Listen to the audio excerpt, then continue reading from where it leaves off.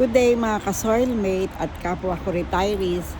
Nasa backyard na naman kami at ito yung aking hobby ay matyagang inaayos uli yung aming yung halaman na nilalagyan niya ng white gravel.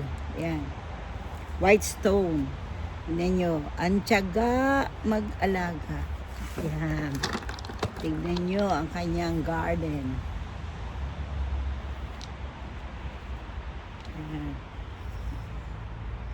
Siguro before 6 p.m. Ay, 6 p.m. na, di ba? 6 p.m. na pala, Papa. 7 o'clock. 7 o'clock na pala. Bago matapos to. Yan. Pero at least, kasi hindi, work in progress daw. Wala na tayong Dusty Miller. Tinanong ko na. Lahat na yan. Ano na mabili ko? 12 lang naman. 12 lang. Bigla akong...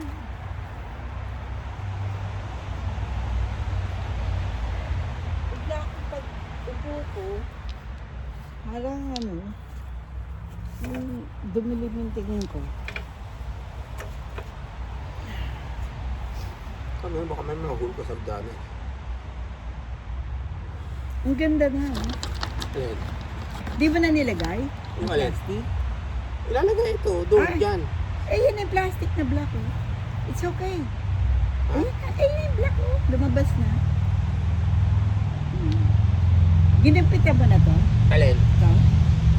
Di pala, di pa masyadong Pero maganda napapilalize. na, no? Nabawasan na.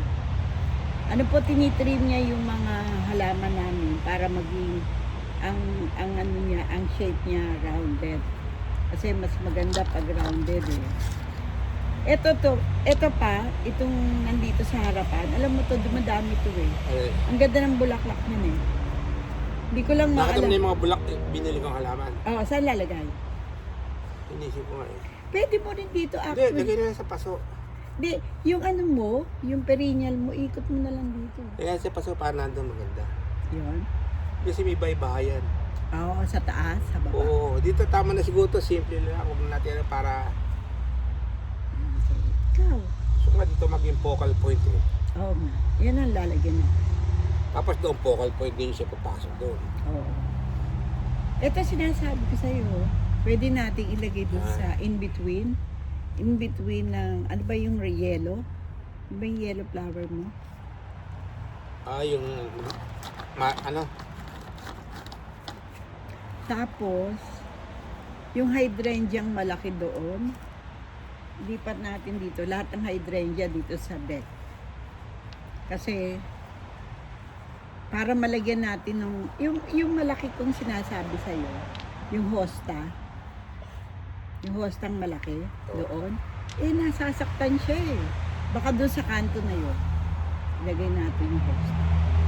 Tapos to, lalagyan natin ng yung topsoil, na? Bigyan natin topsoil. Pagtapos ka na maglagay. Ayan, binabahin na ako dahil sa pollen. Ayan. Ganito lang kami. Siguro aakyat kami mga 9 o'clock na naman, no? Hindi ko na siguro lagyan ito. Ayaw mo na yan? Dito. Ayaw mo na? Iyan na kasi, oh. Wag mo na yung kasi maano ka lang. Pasok mo na lang dyan sa magamit mo yun. Lumabas na pala eh. Parang dumami yung mo, bato mo. Hindi. Saan mo kinuha yan? Hindi. Kasi lumubog na siya eh. Inangat mo lang. O nilagyan mo lupa bago mo. Luminan ni Gladys ito ko bubuso na lang ito. Oo, tama. Tapos ko lang muna ito. Tapos lagyan mong bromeliads. Ano? Hindi, pagka nakakita. Marami doon. Ano nga yung peace art? Oo. Kala. Tapos inhale, exhale ako. Ay, naku, nalimutan ko. Naggawa ako ng ano eh. I-ano ko dito. Kaya lang ayoko nang umakyat. I-spray ko sana dito eh. Nandun sa table. Eh, nandun sa counter. Ito. Ha? Yung pa ba yung kamatay? Sayang. Oo nga. Ganda pa naman bulak. Kaya nga. Lalagyan natin ng spray.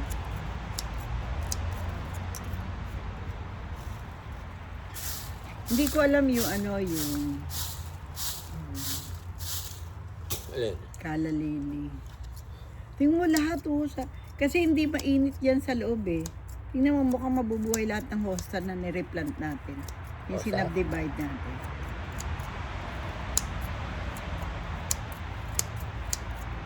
Carnation, Dusty Miller. Lalagyan ko ng name tag kasi minsan nakalimutan ko.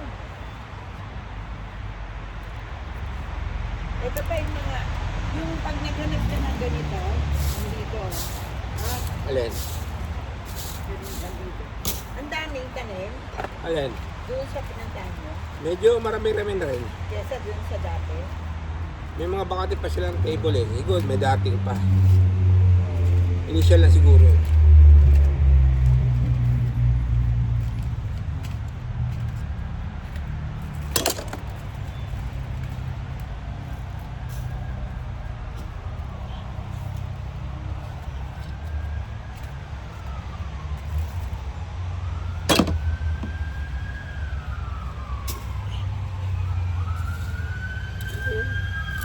Pinapili mo berne.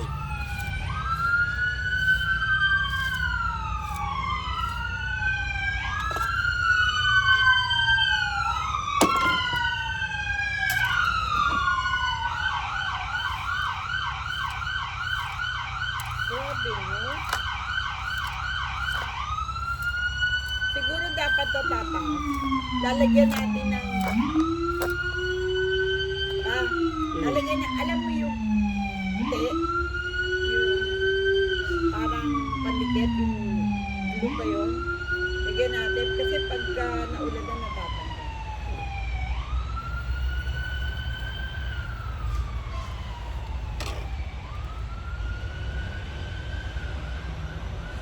Parang nakalagay dito. Walang astilbe. Ano ba steel ba? Yung ganun.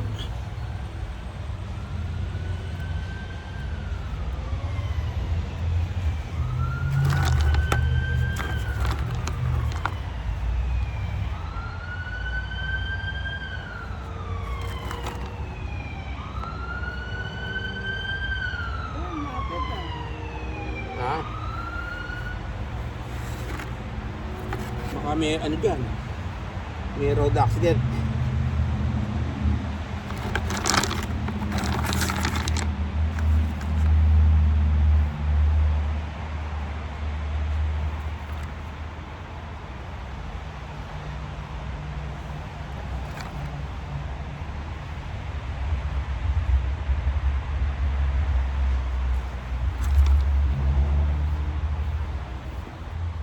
Viola yan, di ba?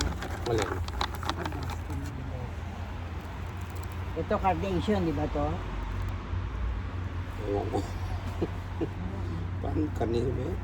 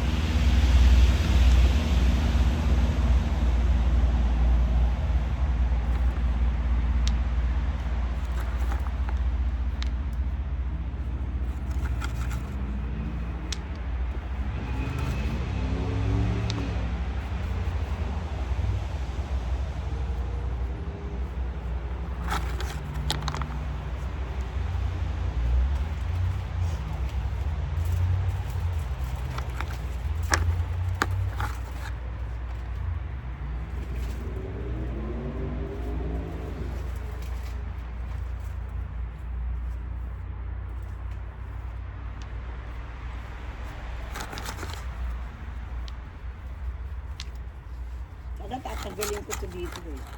Alin? Itong bagweed. Nalagay ko sana dun sa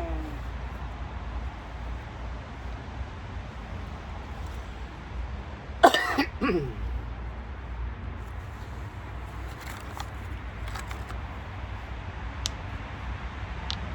ayaw naman itong ano number ko.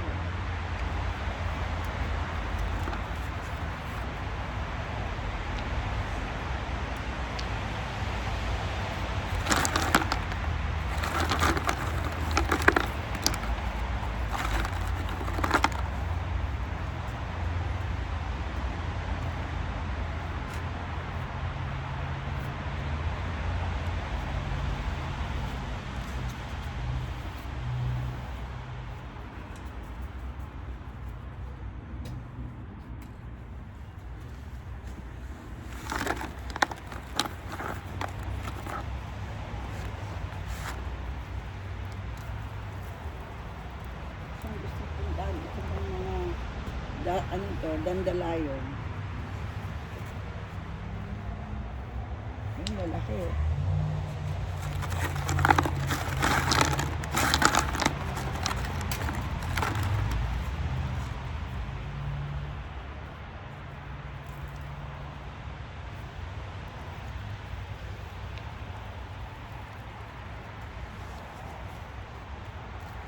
Sumulagyan ko na nito. Ito. Bahala ka. Ay, hindi, doon na lang. Lagyan mo siya sa paso muna. Hindi. Ano po?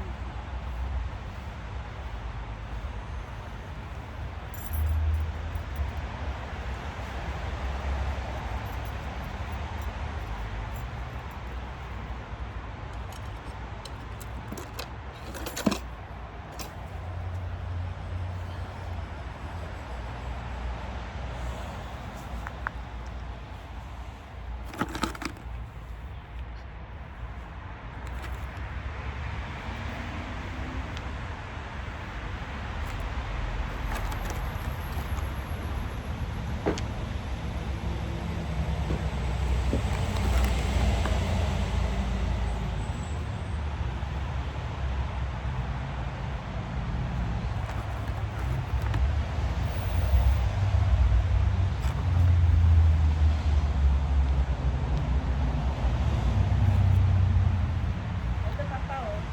Columbine. Ha? Yung binili mo, Ah. ito pa yun, oh. Hindi namamatay. Hindi, kasi natuperino. Yan, maganda ako.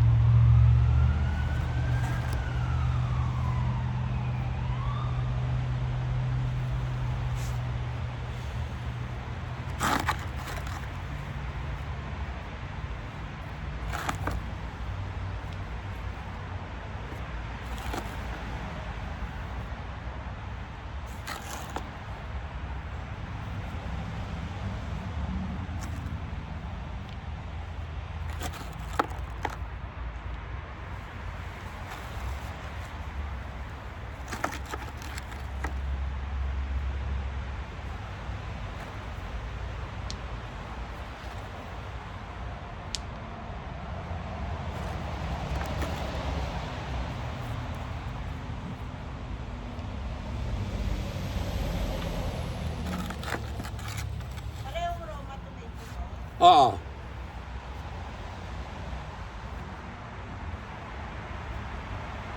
Meron yung ano pa nga yung ano ba yung malaki? Steak. Steak tomato.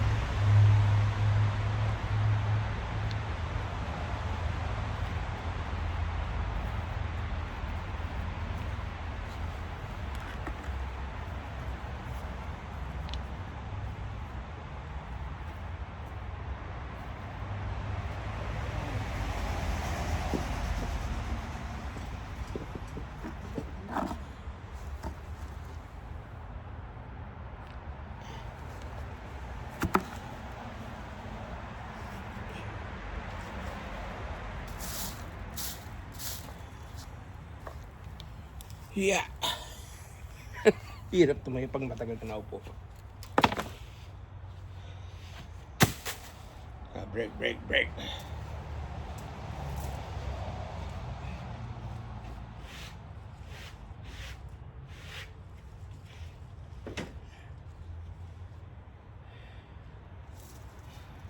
Ayos na tinan kung maliliit sa loob. Ayos na tignan. Oo. Natagdagan pa natin.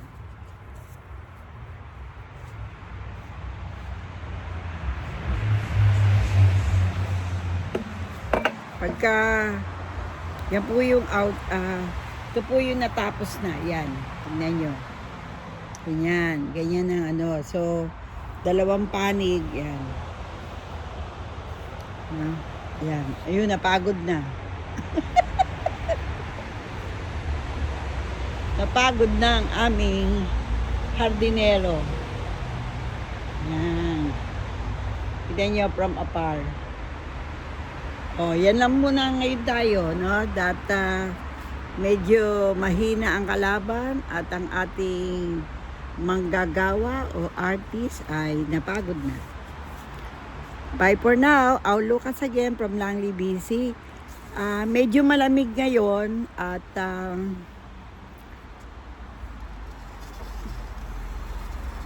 cloudy at kahit ano na mag-7 na pa? Past 7 yun. Past 7.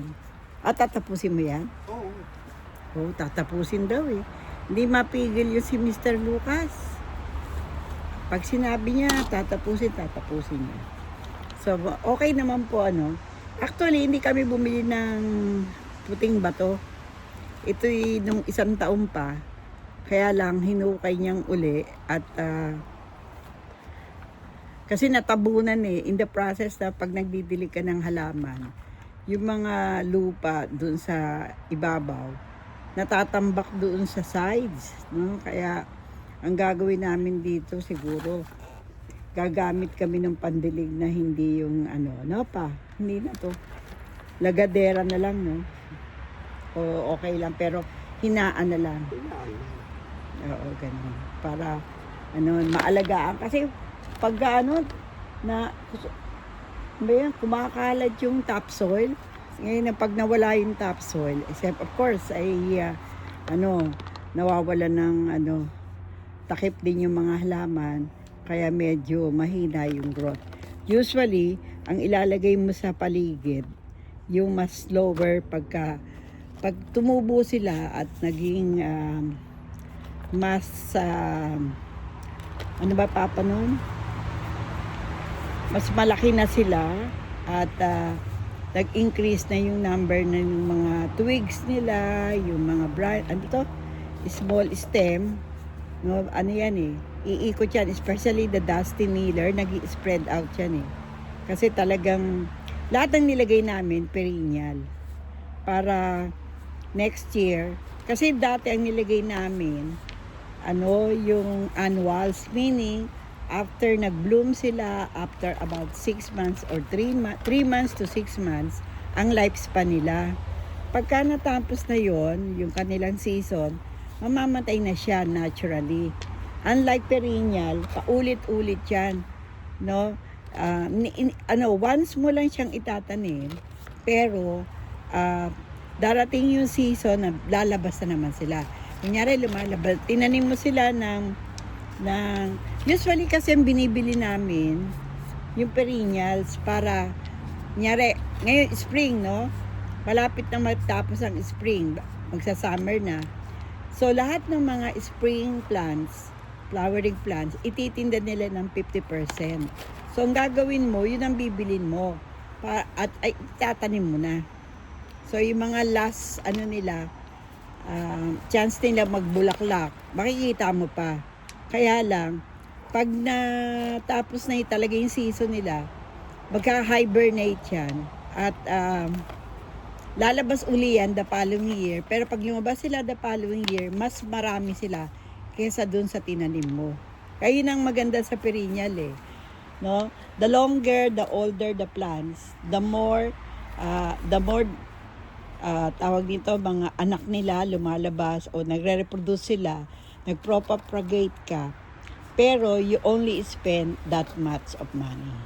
No? So, kapareho nitong adula, itong purple na yan. Yung adula na yan, ay itinanim ko yan nung first time kami nandito sa bahay na ito. About 10 years ago. Kasi napakamura niya nun eh. Isang package niyan parang $6 lang, $5.99. Ngayon, ni-spread out ko yan. Ngayon, nag-change kami ng landscape. Inano ko na, nagtaka ko, lumalabas siya. Pero sa iba-ibang paso, meaning, kasi yung ibang mga soil ni-reuse ko. Yung walang mga millipedes na talagang healthy soil, ginamit ko. So, lumabas sila dito sa hanging plants ko, which is nice, no? Kasi bilis niya mag-spread. Meron yan sa front yard ko, meron dun sa vertical garden, at saka ito nga, yung dalawa lumabas sila. Pag madami sila all together yan, makikita ninyo, napakaganda niyan, no? Iba yung impact niyan pag Usually kasama niyan yung Jenny, creeping Jenny, yan yung yellow. At saka ito, sedum yan, sedum yan. So, siguro mga 3 weeks or more, makikita nyo napakarami na yan dyan. O, sige po, medyo malamig na. At, malapit na. Ayan, natapos na si Mr. Lucas. Yung aking husband, natapos na rin. Kasi sabi niya, everyday, meron kaming project. Ito tatapusin. Sabi ko, huwag na kami lumabas kasi medyo malamig. Sabi niya, hindi, kailangan tapusin ko.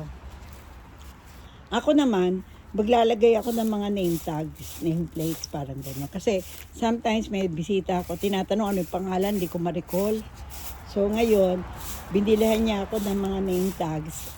Lalagyan ko siya ng name tags. Siguro lalagyan ko to ng glue pagkatapos kong isulat. Kasi pag nagdidili ka, natatanggal yung mga sinulat mo, although permanent pentel pen yung ginamit ko. Okay? So, yan lang po ngayon kasi natapos na yung gawain ni Mr. Lucas, yung aking partner in crime. Again, salamat for viewing.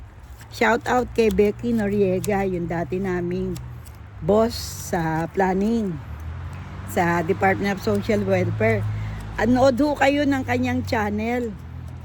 Ang ganda rin yung mga paglalakbay niya sa sa iba't ibang bansa. Dinocument din niya. So, punta kayo sa channel ni Mr. and Mrs. Becky Noriega sa YouTube. Bye for now. Thank you for watching.